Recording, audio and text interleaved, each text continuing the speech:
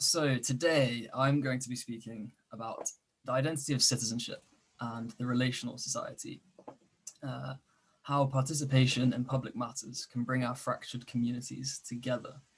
And over the course of this talk, I'm going to aim to show why I think the identity of the citizen is really important at the current moment, to show how it fits with a biblical vision for the nation, and to propose some contemporary ideas that fit well with this agenda, and then suggest some actions for governments, local and national, civil society organizations, churches, and individuals to take this agenda forward and capitalize on this moment. The place I want to start with is with this report that was commissioned by the Prime Minister last year, Levelling Up Our Communities, Proposals for a New Social Covenant. And the government was keen to harness and cultivate the explosion of creative energy and community spirit that we saw at the beginning of the coronavirus pandemic, where we found that where local governments and institutions were slow to act, communities themselves were fantastic in stepping up with volunteer efforts, delivering food and resources to people who needed them.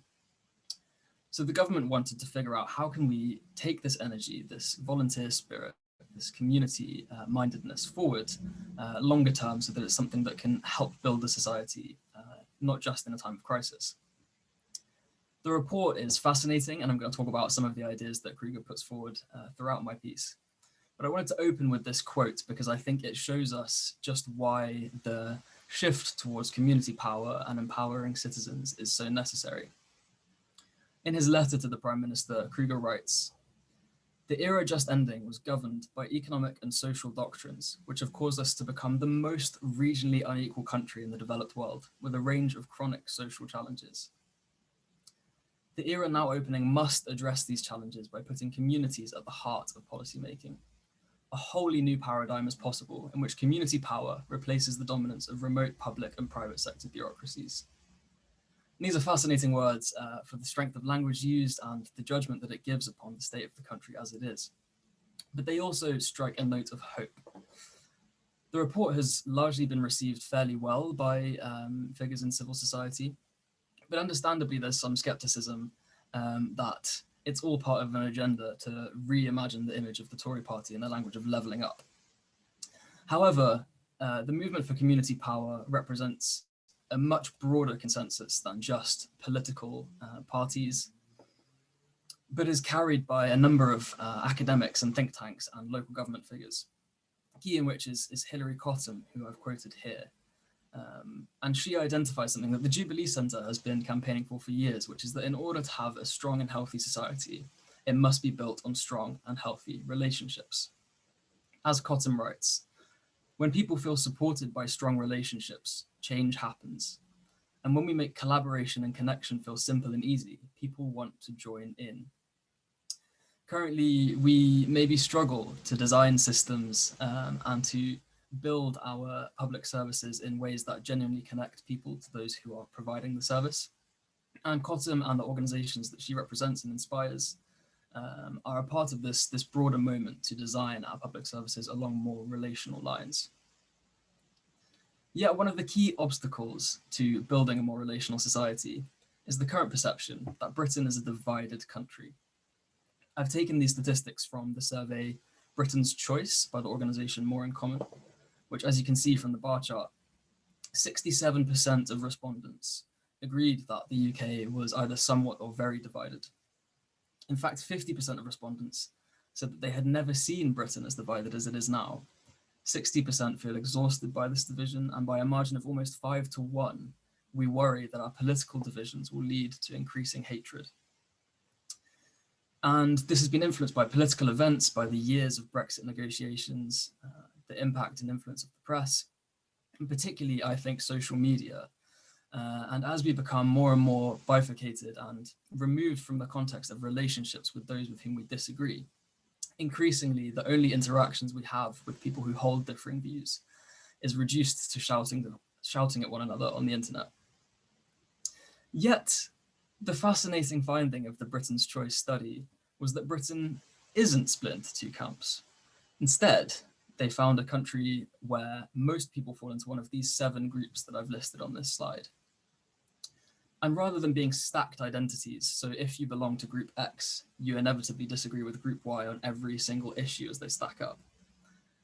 Instead, Britain's 7 social groups align in different ways over different issues, sorry.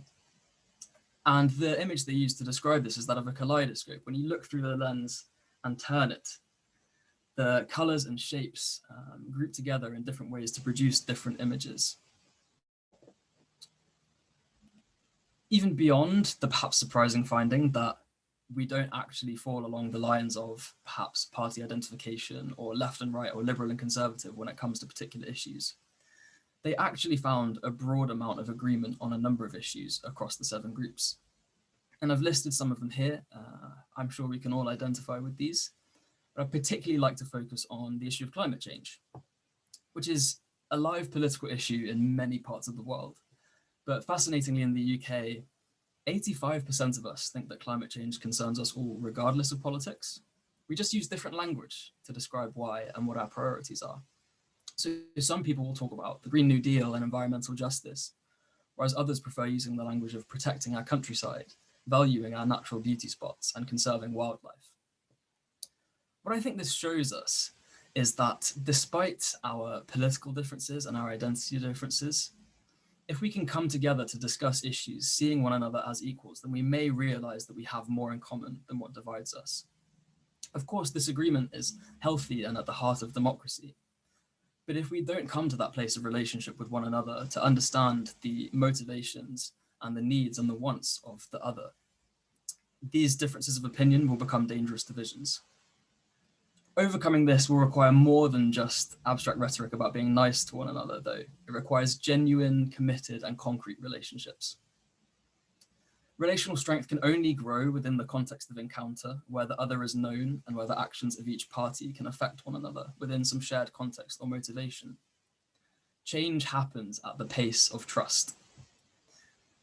This is why I believe, and I'm going to propose as my main thesis, that a commitment to our mutual identity as citizens and our shared project of working towards the common good are essential to emphasize as they transform our relationship to one another and to the state. I don't have much time to go into all the political theory and the history of the idea of citizenship, but for now, here's a definition so we know what we're working with from Richard Bellamy, who describes citizenship as a condition of civic equality. It consists of membership of a political community where all citizens can determine the terms of social cooperation on an equal basis. This status not only secures equal rights to the enjoyment of collective goods provided by the political association, but it also involves equal duties to promote and sustain them, including the good of democratic citizenship itself. And Bellamy identifies 3 key elements to citizenship. The first is membership, which is a very human desire to belong to a collective, to identify with others, and to have a community in which we all identify together. And this is certainly healthy and natural. Unfortunately, sometimes it can bubble over into exclusivist, us versus them, perhaps nationalistic or xenophobic dynamics. But ultimately, the idea that we belong to one another in community is really important. The second element that he identifies is the element of rights, perhaps the basis of our modern social contract, that we have rights to claim against the state and against others that protect us from abuse and allow us certain goods to be secured. But equally, rights too can be perverted and can become an area of contestation and combat. But what I want to emphasize is the third element of citizenship, which Bellamy identifies as participation in public matters, the obligation on all citizens, not just government officials, to fulfill their responsibilities to the collective and to partake in public life in different ways. Bellamy and I would both argue that this aspect of citizenship has been underemphasized in modern political life. But really, it's the indispensable glue that holds citizenship and democracy together.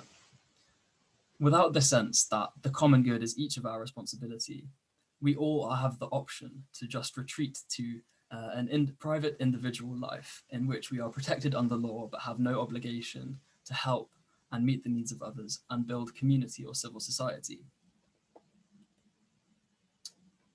I now want to pivot and argue that from the idea of citizenship, that we are all compelled to participate in public life, This actually has its roots in the Christian faith in many ways. And key here is the doctrine of the image of God, that every single human being is an image bearer, not just a particular elite, but that everyone is capable not only of having a relationship with the divine, but of receiving and conveying and transmitting wisdom into the world, of seeking our collective life together and of governing the Commonwealth. Perhaps summed up in the doctrine of the priesthood of all believers. Throughout history, governance and politics has been left, and religion has been left to a particular elite by various categories of strength or identity, whereas the Christian faith explodes those categories and imbues every single person with the individual responsibility for faith and for seeking the common good. Historically, we have the impact of biblical translation and the explosion of writing and reading and of understanding that brings about, enabling people not just to understand their faith for themselves, but also to understand the world around them and to spread ideas. We have the church meeting as a forum in which congregants come together to collectively discern what is in the common interest of the church body. And in many ways, I believe actually the Christian faith gives a stronger basis for participating in public life, for emphasizing our identity of citizens, than rights-based theory, which always leaves us the option to have the right to withdraw from society and to pursue our own individual self-interest. Turning to the biblical model of what the state looks like, we know that ancient Israel didn't really live up to the structure that was set out in their laws in the first 5 books of the Bible, which we call the Torah. But it remains the most comprehensive statement in the Bible that is put out of what God's ideal for a nation, a collective community, looks like. And so whilst today we are far from that context in many ways, I believe we can draw out some principles of wisdom that we can learn from. So as you can see from this rather crude diagram, the state was conceived of with 6 main areas of authority: individuals, families, local communities, the priesthood, the tribes or the regions, and the central state. And rather than being hierarchical, where today we may think of the central state as more powerful than the local and you go down the layers, instead these 6 areas were non-hierarchical and overlapping. Each had their own independent areas of authority, but each also had to give way to the other in different circumstances. One of the most striking examples of this was the law that the king was subservient to the law as administered and taught by the Levitical priesthood. The rule of law is a key principle of modern democracy, but historically speaking, it is highly anomalous for an ancient society to state that the monarch was to be restricted by law. Or, for example, when raising an army, the central state had to allow a year's exemption from military service for newly married men so that they could focus on working on their marriage relationship and building the family. We can draw out 3 of these spheres as responsible for providing welfare. And the Bible is clear that the family is obviously the ideal place for individuals to be born into, loved, educated, raised, cared for, all the way into old age. And the biblical conception of the family was of an extended family, multiple generations rooted in place, to be a self-sustaining nexus of support throughout all of the ages of life. Now, being realistic, I think we know that the family today doesn't carry the same weight or status as it did back then. And so I would rather focus more on the second layer of provision, which I think we can perhaps place more responsibility on in today's society. I think it would be unrealistic to expect the family to pick up a role that perhaps it is not fully equipped for at the moment, but we can learn from the provision of the wider community as a safety net. The Bible often repeats a refrain to care for widows, orphans, and immigrants, which is essentially shorthand for anyone who found themselves without the support of a family. I wonder if we can think of how many people we know who have found themselves isolated from, disconnected from their family members or from anyone who can help them. And I wonder if we could pick up again the responsibility that ancient Israel had in local communities, where even if people didn't have the immediate context of a family, they could still receive love and support within the context of relationship based in locality. And finally, importantly, in this model of society, the state was neither an all-encompassing provider of all services, and neither did it retreat from responsibility to provide. Rather, it acted as a facilitator, enabling the other groups to fulfill their duties most effectively. Under this system, welfare and governance was just an everyday fact of life, rooted in local and personal relationships that people met in concrete ways. It wasn't a far-off bureaucracy. It wasn't an unrepresentative elite based in the capital. It was simply a fact of life. And I think we can sum these principles up in two ideas that have developed in different Christian traditions.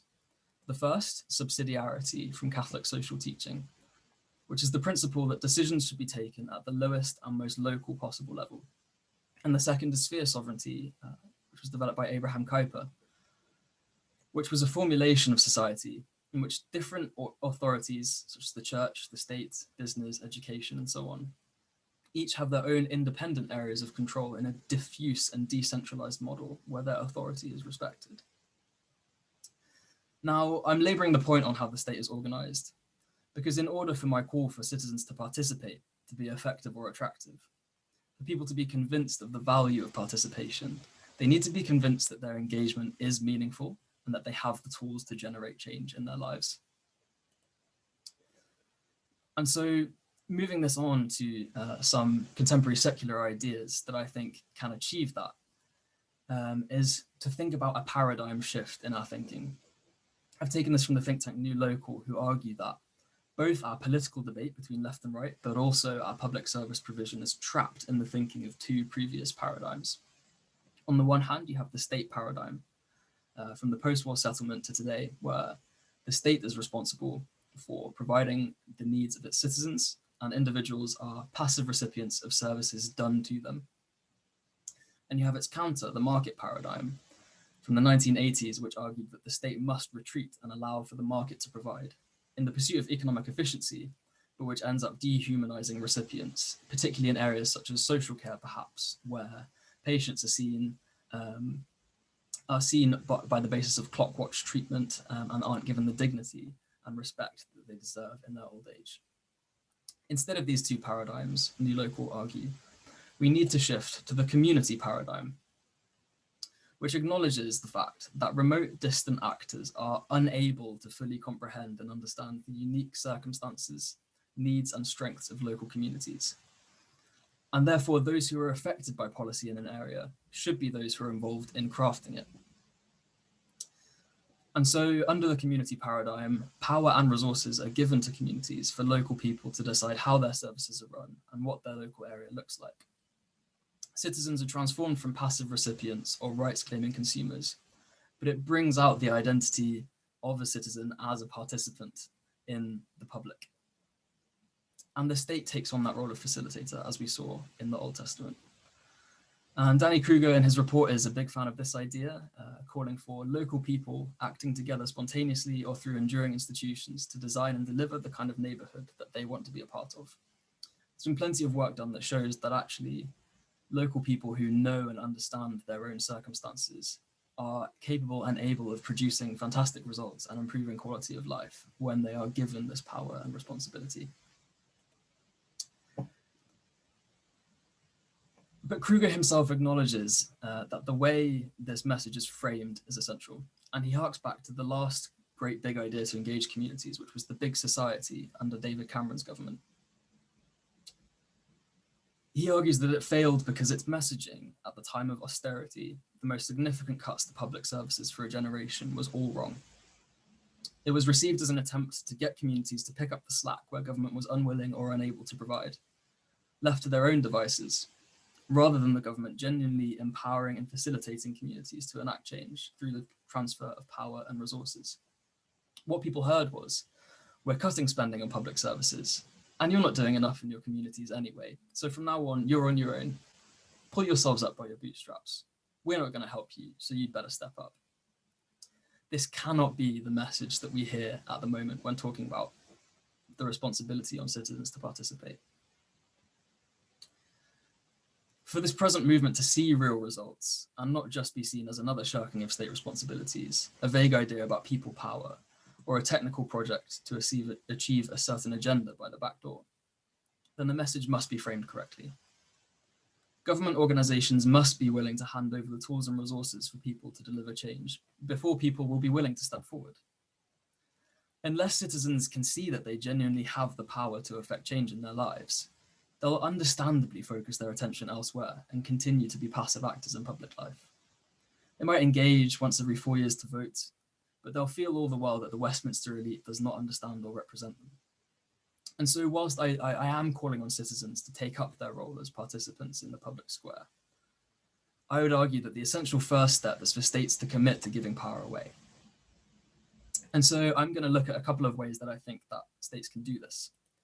The first being the idea of deliberation, which involves citizens brought together as a random representative group of a population to hear about an issue from experts, to be given plenty of time to discuss amongst themselves, facilitated, to arrive at a series of recommendations and then report back to the commissioning body who acts upon their recommendations. Now, there are a number of wonderful benefits that deliberation can provide to our democratic process, which I don't have the time to talk about now. But they have a fantastic impact on participants themselves, taking their issues from spontaneous views that they arrive with, informed by their own experience and influences. They become informed by experts, and they end with much more considered views, having discussed with and heard from their fellow citizens. It gets people thinking outside of their individual self-interest to consider what might be in the interest of the common good, something that is a classical problem of voting itself.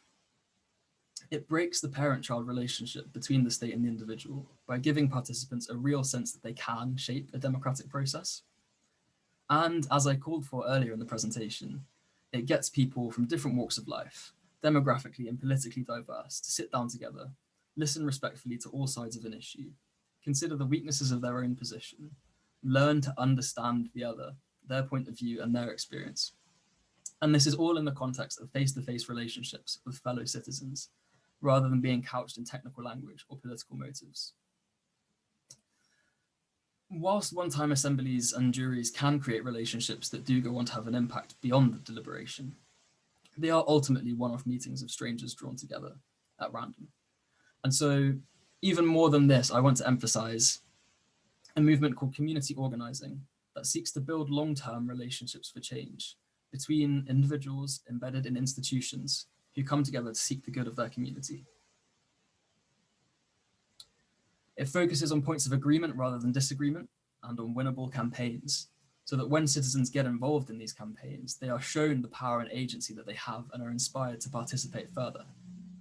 And community organizing is independent from the state, so it isn't co-opted, it isn't commissioned by traditional power structures, but can be a genuine people of power, whilst also having a global infrastructure that engenders solidarity between people across the world.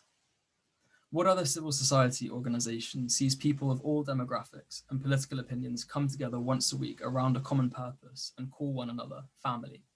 Now, the church doesn't do this perfectly, but I believe that it's better placed than any other organization to model to the world how to disagree well and how to build relationships across difference in pursuit of a common goal.